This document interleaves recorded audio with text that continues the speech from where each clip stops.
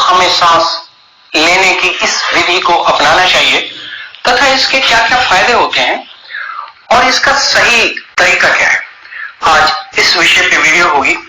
तो शुरू करते हैं।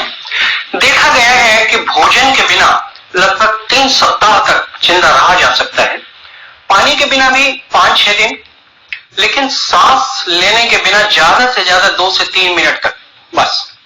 इससे ही अनुमान लगा लेना चाहिए कि हमारे शरीर के लिए सबसे पहले अगर किसी का महत्व है तो वह है सांस।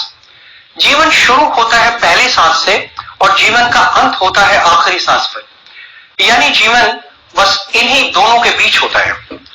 जिस प्रकार हर कार्य में तकनीक होती है, उसी तरह इस श्वास प्रक्रिया की भी एक टेक्निक होती है जिसे जानना सभी के लिए जरूरी है। पहले इसके फायदे जान लेते हैं। डीप ब्रीदिंग एक नेचुरल एनाल्जेसिक होता है, यानी पेन किलर। गहरी लंबी सांस से जल्दी थकान नहीं होती, यानी कार्य क्षमता बढ़ जाती है। मन खुश और शांत रहता है और जब मन शांत होगा तो तनाव भी कम होगा और फोकस बढ़ेगा। डीप ब्रीदिंग से नींद अच्छी आती है, रोगों से जल्दी रिकवरी होती है, एंजाइटी डिप्रेशन दूर होते हैं, पाचन सही रहता है और भूख अच्छी लगती है।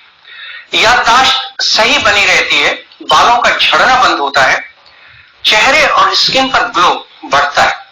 डीप ब्रीदिंग से ब्लड एल्कलाइन होता है और सैलो ब्रीदिंग से एसिडिक, जो स्वास्थ्य के लिए बहुत हानिकारक है। हमारे ब्लड की पीएच वैल्यू 7.2 से 7.4 होती है, जो टुवर्ड्स एल्कलिनिटी होती है, और इसी रेंज के भीतर ब्लड की पीएच वैल्यू होनी चाहिए, वरना जीवन संभव नहीं। पानी का पीएच 7 होता है, जो न्यूट्रल है।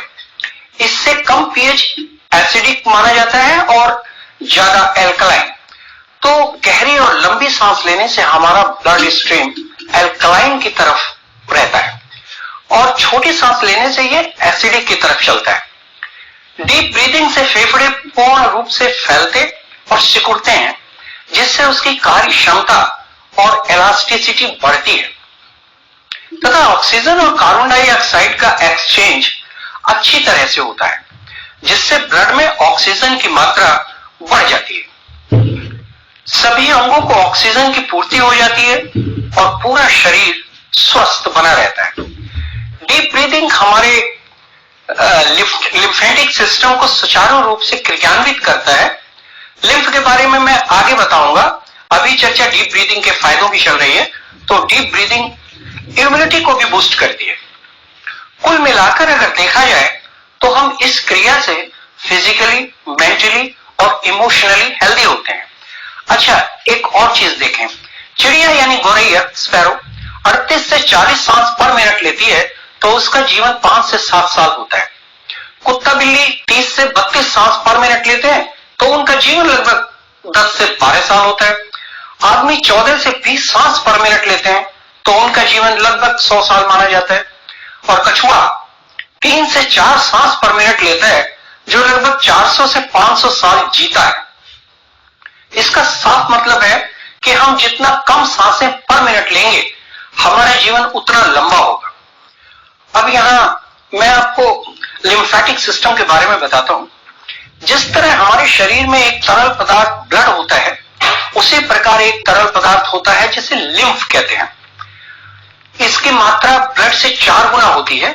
ब्लड लगभग 5 से 5.5 लीटर हमारे शरीर में होता है कद काठी के हिसाब से, तो इसका 4 गुना मतलब 20 से 22 लीटर लिम्फ फ्लूइड हुआ। इसका कार्य भी कुछ ब्लड जैसा ही है। जैसे ब्लड शरीर के वेस्ट मटेरियल को बाहर निकालने में सहायक होता है, वैसे ही कुछ शरीर के विषैले पदार्थों को बाहर निकालने में लिम्फेटिक सिस्टम काम करता है।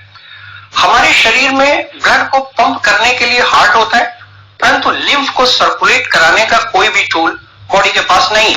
यह सिर्फ 2 चीजों से ही एक्टिवेट और सर्कुलेट होता है। पहला डीप ब्रीदिंग और दूसरा मस्कुलर एक्टिविटी। अगर 24 घंटे के लिए लिम्फ सिस्टम शट डाउन हो जाए तो इतना टॉक्सिक मटेरियल बॉडी में जमा हो जाएगा कि मृत्यु निश्चित है। तो अब आप इसका महत्व समझ सकते हैं। हम जब भी कोई एक्सरसाइज करते हैं तो उसमें सिर्फ दो ही फैक्टर होते हैं, पहला सांस और दूसरा मूवमेंट यानी मस्कुलर मूवमेंट, और यही दो फैक्टर हैं जिनसे लिम्फ सिस्टम अपना कार्य कर पाता है। तो यह था लिम्फेटिक सिस्टम जिसको कार्य करने के लिए डीप ब्रीदिंग की आवश्यकता होती है। अब देखते हैं लंबी और गहरी सांसें क्या करती हैं और कैसे। जब हम छोटी या सैलो ब्रीदिंग करते हैं तो हमारा फेफड़ा 40 से 60% कार्य करता है, जिससे ऑक्सीजन और कार्बन डाइऑक्साइड गैसों का एक्सचेंज भी उसी मात्रा में होता है। यानी फेफड़ों का ऊपरी भाग जहां तक हमने उसे सांस से भरा, सिर्फ उतना ही फेफड़ा फैला और उसी हिस्से में गैसों का एक्सचेंज हुआ, बाकी निचला हिस्सा निष्क्रिय रहा। और अगर लंबे समय तक ऐसा ही रहे तो वहां पर बैक्टीरिया इकट्ठे होते रहेंगे जो विभिन्न प्रकार की बीमारियों को जन्म देंगे। लेकिन जब हम पूर्ण रूप से फेफड़ों को श्वास से भरते हैं और फिर उसे बाहर छोड़ते हैं तो यह पैथोजेंस श्वास के साथ अंदर बाहर होते रहते हैं और अपना घर नहीं बना पाते, जिससे बीमारियों का खतरा नहीं होता। और अगर बीमारी कोई है भी तो वह भी ठीक होने लगती है, क्योंकि हम जानते हैं अगर किसी अंग को ऑक्सीजन जितनी मात्रा में उसे चाहिए ना मिले तो वह अस्वस्थ होने लगता है, और अगर किसी अस्वस्थ अंग को पूर्ण रूप से ऑक्सीजन मिले तो वह स्वस्थ होने लगता है। यही बीमार होने और बीमारी से बाहर आने का एक विशेष कारण है। एक साइंटिफिक रिसर्च हुई थी जिसमें देखा गया था कि अगर किसी सेल को कम मात्रा में ऑक्सीजन दी जाए तो वह कैंसर सेल में कन्वर्ट हो जाती है, और अगर उसी सेल को फिर से पूर्ण रूप से ऑक्सीजन दी जाए तो फिर से वह एक स्वस्थ सेल में कन्वर्ट हो जाती है। बायोसाइंस का एक और एक्सपेरिमेंट था जिसमें एक रेड ब्लड सेल्स को, जिसे आरबीसी कहते हैं, एक ऐसे एनवायरनमेंट में रखा गया जिसमें उसे फ्रेश और रिक्वायर्ड अमाउंट में ऑक्सीजन दी गई, तो वह सेल 33 साल तक लाइव रही, जबकि हमारे शरीर में रेड ब्लड सेल्स 120 दिन सिर्फ जीवित रह पाते हैं। इस एक्सपेरिमेंट में यह साफ हो गया कि हम किसी भी सेल को आजीवन यानी हमेशा के लिए जीवित रख सकते हैं अगर उसकी रिक्वायरमेंट फुलफिल की जाए तो। मतलब कि शरीर को स्वस्थ रखने के लिए शरीर में ऑक्सीजन की कमी नहीं होनी चाहिए। लेकिन जब हम 40 से 60% फेफड़ों से काम लेंगे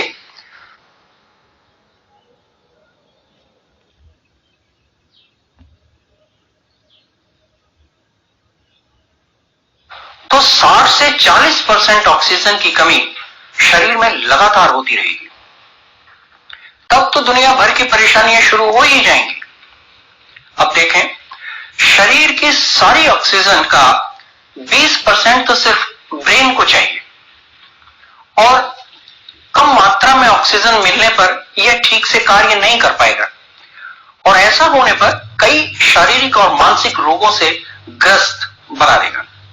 हार्ट को लें तो उसे भी ऑक्सीजन की एक स्पेसिफिक डिमांड होती है, जिसे हम एमओडी या मायोकार्डियल ऑक्सीजन डिमांड कहते हैं।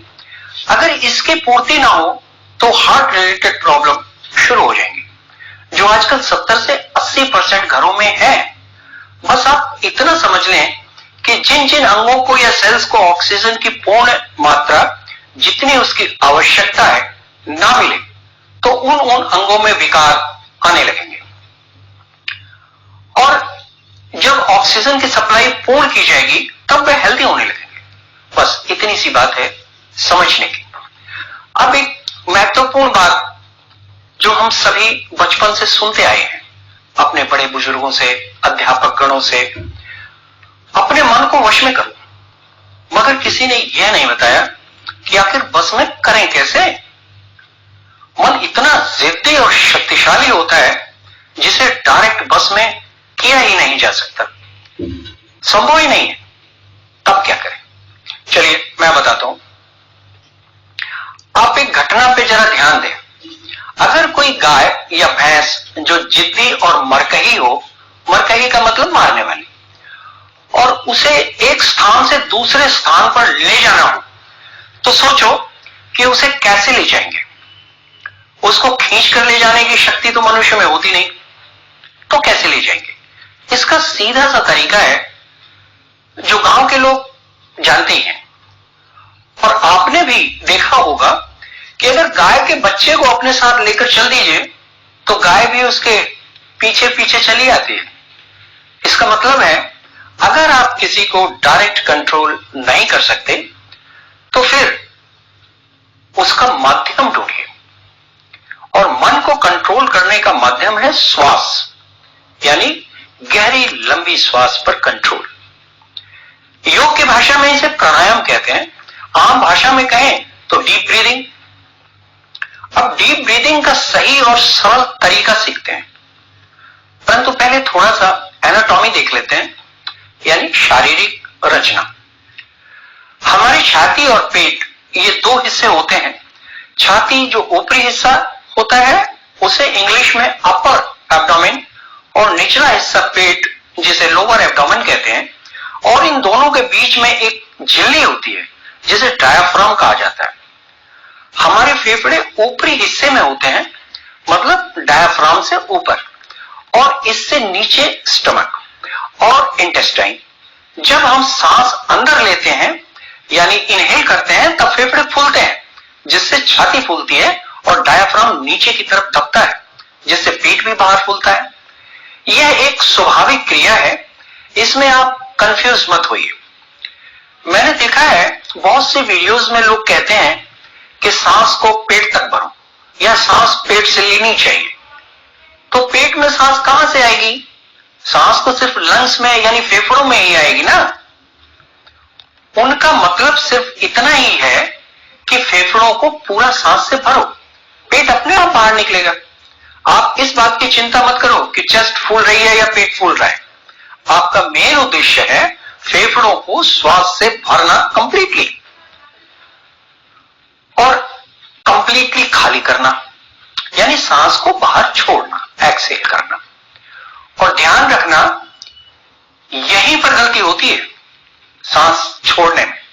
साधक सांस भर तो लेता है पूरी, लेकिन पूरी सांस बाहर निकालता नहीं, क्योंकि सांस को पूरा बाहर निकालने में फोर्स लगानी पड़ेगी, लेकिन बाहर निकालते समय सिर्फ वह सांस को बाहर छोड़ देता है, जिससे सिर्फ 60% अंदर की सांस बाहर जाती है और 40% अंदर ही रह जाती है।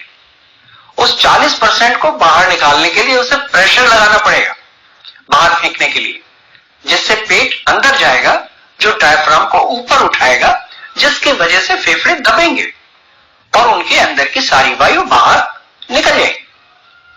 यह बात थी फेफड़ों को कंप्लीट भरने की और कंप्लीटली खाली करने की। अब डीप ब्रीदिंग कैसे करनी है इसकी विधि जानते हैं। डीप ब्रीदिंग आप लेटकर, बैठकर या खड़े होकर किसी भी अवस्था में कर सकते हैं। बस जानने की बात जो आवश्यक है वह यह कि रीढ़ की हड्डी सीधी रहे। अगर आप बैठकर कर रहे हैं तो रीढ़ की हड्डी और गर्दन बिल्कुल एक लाइन में सीधी रहे। लेटकर कर रहे हैं तब तो सीधा रहता ही है, बस सिर के नीचे तकिया ना लगाएं। और खड़े होकर कर रहे हैं तो पीठ गर्दन बिल्कुल सीधी एक लाइन में और नजर बिल्कुल सामने। अब 3-4 लंबी गहरी सांसें लें और छोड़ें। अब आप तैयार हैं डीप ब्रीदिंग करने के लिए। तो सबसे पहले इसका फॉर्मूला जानिए, जो है 1:4:2:1, यानी अगर 1 सेकंड में सांस अंदर भर रहे हैं तो 4 सेकंड तक अंदर रोकना है और 2 सेकंड में उसे बाहर निकालना है और फिर उसे 1 सेकंड बाहर रोकना है। अगर 3 सेकंड सांस अंदर भरने में लगे तो 12 सेकंड सांस अंदर रोकनी है और फिर 6 सेकंड में बाहर निकालनी है और 3 सेकंड फिर बाहर सांस रोकनी है। यह हुआ एक बार डीप ब्रीदिंग। लेकिन इस फॉर्मूले पर पहुंचने के लिए आपको शुरू में कुछ परेशानी हो सकती है, लेकिन धीरे धीरे आप वहां जरूर पहुंच जाएंगे। मुश्किल से 10 दिन लगेंगे। शुरुआत में आप 3 सेकंड से इनहेल करें और 3 सेकंड अंदर रोकें और 6 सेकंड में बाहर निकालें और 3 सेकंड बाहर रोकें। यह आसान होगा उनके लिए जो पहली बार इसका अभ्यास कर रहे हैं या जिन्हें श्वास की कोई परेशानी है। तो धीरे धीरे श्वास को अंदर रोकने का समय बढ़ाएं और फाइनली इस रेशियो पर पहुंच जाएं। अंदर श्वास रोकने के समय को 20 सेकंड से ज्यादा ना बढ़ाएं, क्योंकि इतने में ही हमारी ऑक्सीजन और कार्बन डाइऑक्साइड का एक्सचेंज पूर्ण रूप से हो जाता है। फिर इसका समय बढ़ाने की आवश्यकता ही नहीं रहती। समय की काउंटिंग के लिए आप किसी स्टॉप वॉच का प्रयोग कर सकते हैं या फिर मन में काउंटिंग कर सकते हैं 1 2 3 लेते समय। जैसे सांस भरते समय आपने गिनना शुरू किया 1 2 3 और इतने में आपने पूरी सांस भर ली और फिर सांस को 1 2 3 काउंटिंग तक रोका और फिर बाहर निकालते समय 1 से 6 तक पहुंचते पहुंचते पूरी सांस बाहर निकाल देनी है और वहां 1 2 3 तक रुकना है, यानी सांस रोकनी है। उसके बाद फिर यही क्रिया दोहरानी है। ऐसा एक समय में कम से कम 10 बार करें और अगर इससे ज्यादा कर सकें तो नुकसान कोई नहीं होगा, सिर्फ फायदा ही होगा।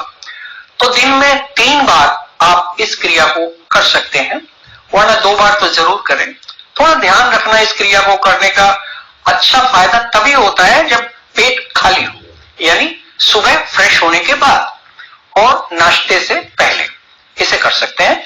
दोपहर लंच से पहले कर सकते हैं और रात को खाना खाने से 1-1.5 घंटे के बाद या पहले कर सकते हैं।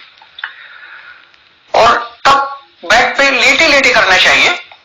जिस समय आप इस क्रिया को शुरू करें उस दिन आप अपनी एक सेल्फी ले लीजिए और 21 दिन के बाद आप फिर से अपनी सेल्फी लीजिए और दोनों को कंपेयर करना। आप खुद पर विश्वास नहीं कर पाएंगे। वीडियो काफी लंबी हो गई है। अगर आप